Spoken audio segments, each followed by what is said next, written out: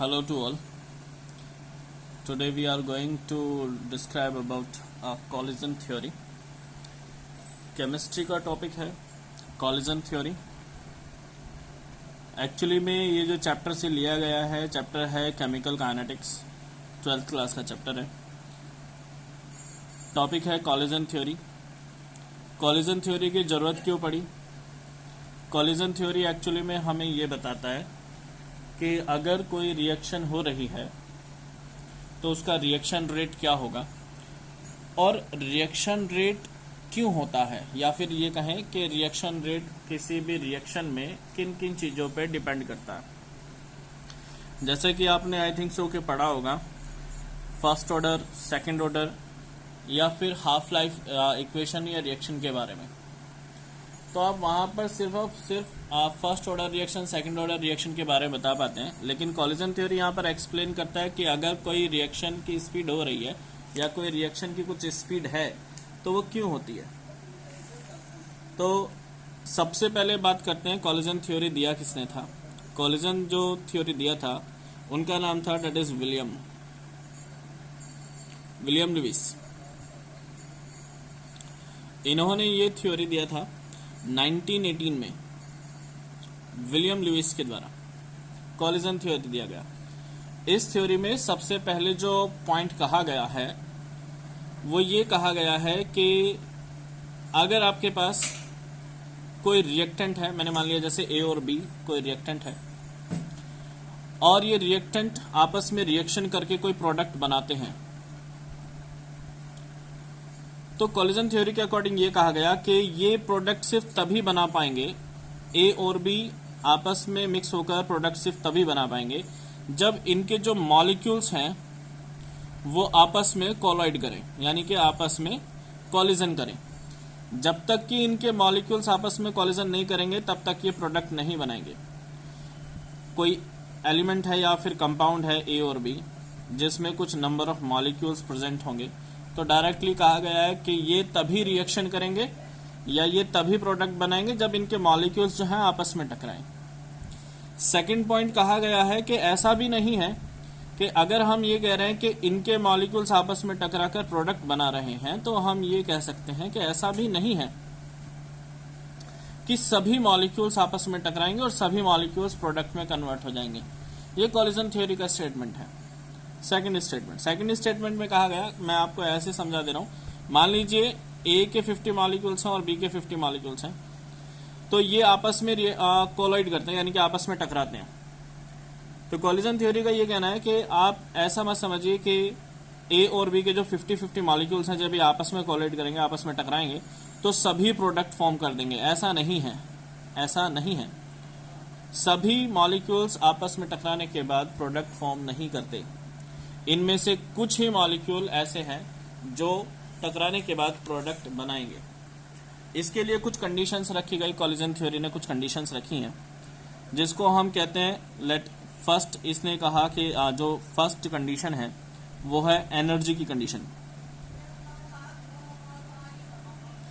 इसको energy barrier कहा जाता है. एक्चुअली में इसका जो फर्स्ट पॉइंट कॉलिजन थ्योरी ने रखा उसको कहा गया एनर्जी बैरियर.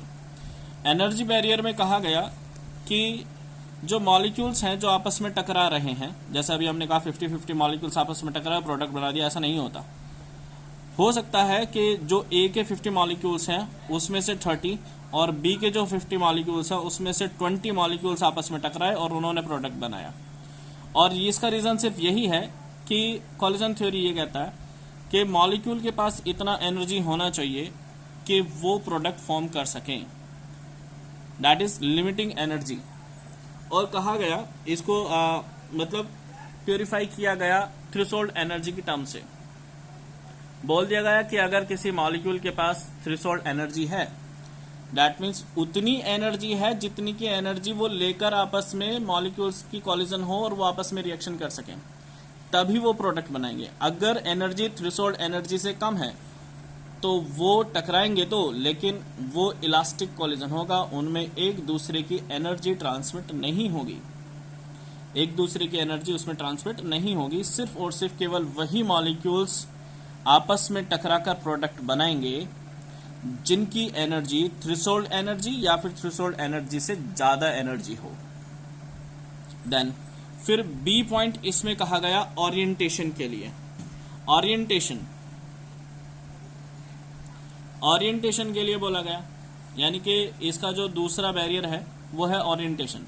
ओरिएंटेशन में कहा गया कि आप ये कह रहे हैं कि मॉलिक्यूल्स आपस में टकराकर प्रोडक्ट बना रहे हैं, लेकिन इसमें भी एक टर्म आ गई कि एनर्जी होना चाहिए, उनके पास मिनिमम इतनी एनर्जी होनी चाहिए कि वो टकराकर आपस में एनर्जी को शेयर करें और प्रोडक्ट बना लें। फिर आता है ओरिएंटेशन। ओरिएंटेशन को हम ऐसे समझ सकते हैं, मान लीजिए जैसे कोलिजन थ्योरी ने एक एग्जांपल लिया है NO2 के लिए। मान लीजिए मैंने एक स्ट्रक्चर बना लिया NO2 का,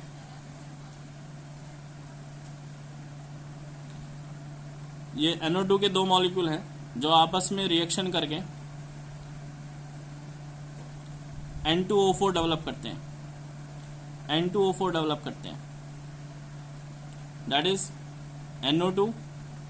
NO2 आपस में दोनों मॉलिक्यूल्स कोलाइड करेंगे और फॉर्मेशन देंगे NO2O4 का।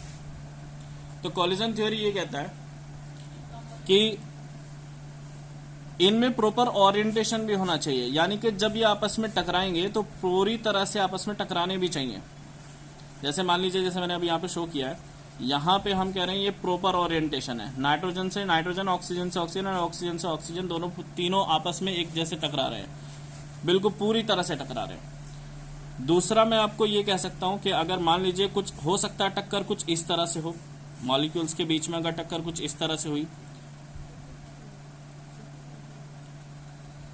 तो मैं यहां पे कहूंगा कि यहां पे ओरिएंटेशन पूरी तरह से नहीं हुआ, यानी कि यहां पर जो टक्कर हुई है वो पूरी तरह से नहीं हुई है।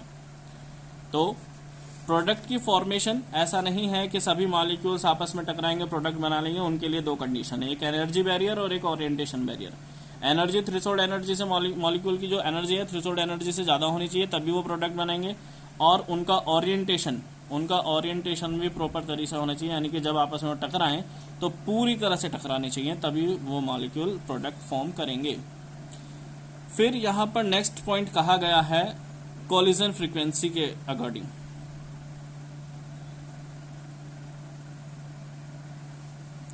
कोलिजन फ्रीक्वेंसी को आप ये कह सकते हैं दैट इज 1 सेकेंड में, या फिर कहें 1 यूनिट वॉल्यूम में, 1 यूनिट वॉल्यूम में 1 सेकेंड में जितने मॉलिक्यूल्स आपस में टकराएंगे उसको हम कोलिजन फ्रीक्वेंसी कहेंगे।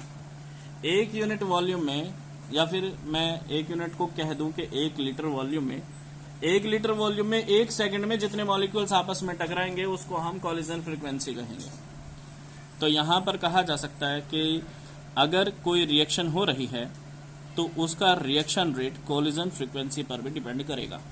जितना ज़्यादा कोलिजन फ्रीक्वेंसी होगा उतना ही किसी भी रिएक्शन का रेट होगा। So we can say that collision frequency is directly proportional to rate of reaction.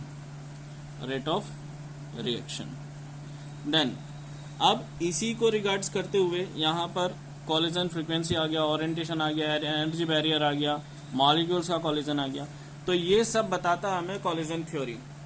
अगर कोई भी रिएक्टेंट रिएक्शन कर रहा है तो वो प्रोडक्ट तभी बनाएगा जब उसके मॉलिक्यूल्स आपस में टकराएंगे। देन इसके लिए फिर एक्टिवेशन एनर्जी के ऊपर आ जाते हैं।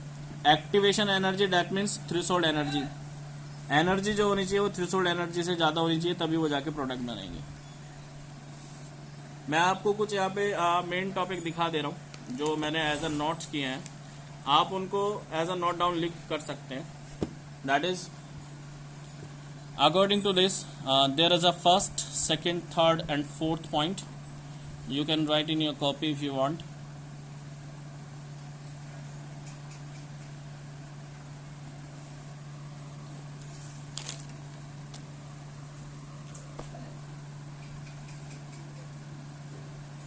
Rate of reaction is proportional to the collision, that means collision frequency as a orientation.